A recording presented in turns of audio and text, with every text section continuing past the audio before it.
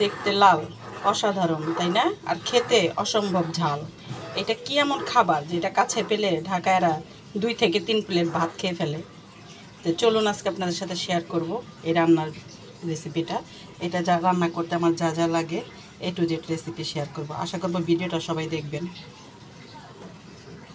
তো এটা রান্না করতে আমার যা যা লাগবে, আমি এখানে নিয়েছি কিছুটা পরিমাণে রসুন, আর এখানে নিয়েছি শুকনো মরিচ, আর হচ্ছে নিয়েছি কয়েকটা চেপা শুটকি। এটাকে বলে বাঁশপাতার চেপা শুটকি, যেটা ওইটা আমি ভালো করে ধুয়ে মাথাটা ফেলে দিয়েছি, কারণ মাথাটার মধ্যে অনেক সময় ময়লা জমে থাকে, বালি জমে থাকে, যার কারণে আমি মাথাটা রাখি না, মাথাটা ফেলে দেই। আর এইগুলো সব কিছু আমি এখন একটা ব্লেন্ডারে ব্লেন্ড করে নিব। আর ব্লেন্ডার না থাকলে আপনারা পাটায় বেটে নিতে পারবেন। আর এখানে নিয়েছি আমি হচ্ছে কাঁঠাল বিচি। এটা হচ্ছে ভালো করে আমি বিচিটা ছিলে কিছুক্ষণের জন্য ভিজিয়ে রেখেছিলাম, ওইটাকে আমি এখন ভাজির মতো কুচি করে কেটে নিয়েছি। আর এখানে নিয়েছি দেখেন 1 প্লেট পরিমাণ পেঁয়াজ, মানে অনেকগুলো পেঁয়াজ, 1 বাটি পেঁয়াজ হবে, কারণ এই ভর্তাটা করতে খুব বেশি পেঁয়াজ লাগে, এর জন্য আমি নিয়েছি অনেকগুলো পেঁয়াজ কেটে নিয়েছি। এই ভর্তাটা করার জন্য আমার শুধু ওই পেঁয়াজটাই কুচি করা লাগবে, আর এই বিচি, এই দুইটা জিনিস কুচি করে কাটা লাগবে। আর এইগুলা হচ্ছে সব কিছু আমি এখন ব্লেন্ড করে বেটে নিব।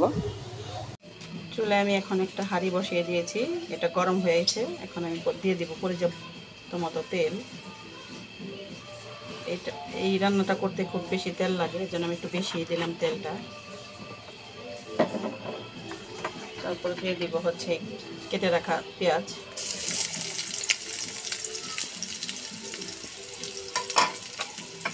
পেঁয়াজটাকে এখন আমি ভালো করে নেড়ে চেড়ে লাল লাল করে ভেজে নেব।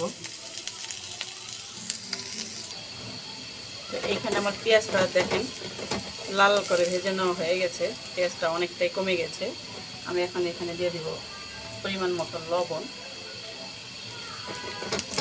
লবণটা দিয়ে ভালো করে আবার একটু নেড়ে দিচ্ছি। এরপর আমি এখানে দিয়ে দিব এই যে ব্লেন্ডার করেছি সেই চাপা শুটকি, মরিচ আর হচ্ছে রসুন, এটা আমি এখন এখানে পেঁয়াজের উপর ঢেলে দিব।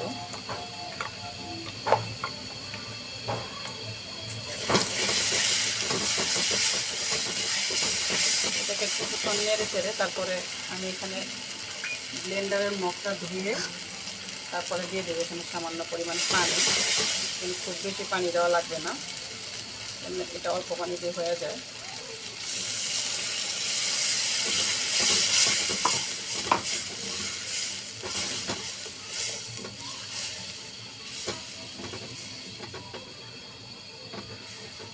এরপর আমি এখানে দিয়ে দিব এই যে কেটে রেখেছিলাম কাঁঠালের বিচি কুচি করা, এটা দিয়ে দিব।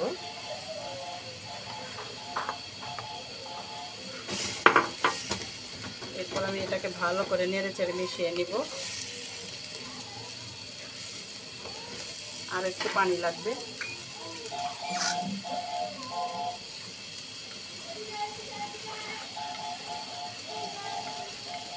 এই যে আমি এখন আবার আরেকটু ব্লেন্ডারটা ধুয়ে আরেকটু পানি দিয়ে দিলাম।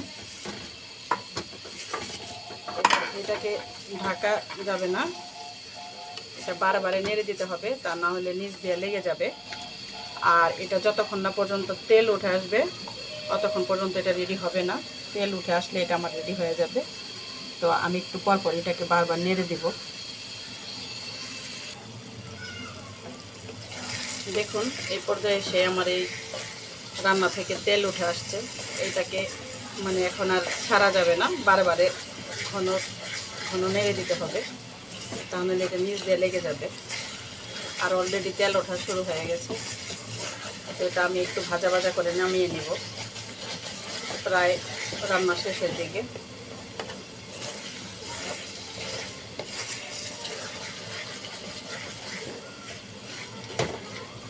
এরকম বারবার নেড়ে দিতে হবে, তা নাহলে নিচ থেকে লেগে যাবে। আমার রান্নাটা শেষ, আমি এখন চুলাটা নিভিয়ে দিব আর রান্নাটা করে নামিয়ে নিব চুলা থেকে, ঠান্ডা হতে দিব। এটা দেখেন অলরেডি কিন্তু তেল উঠে আসছে, আর আমার এই কাঁঠাল বিচিগুলো সিদ্ধ হয়ে গিয়েছে। এটাকে আর বেশিক্ষণ নাড়াচাড়া করা যাবে না, তাহলে বিচিগুলো ভেঙে একদম ভর্তা হয়ে যাবে। তো রান্নাটা শেষ, আমি এখন চুলাটা নিভিয়ে দেব।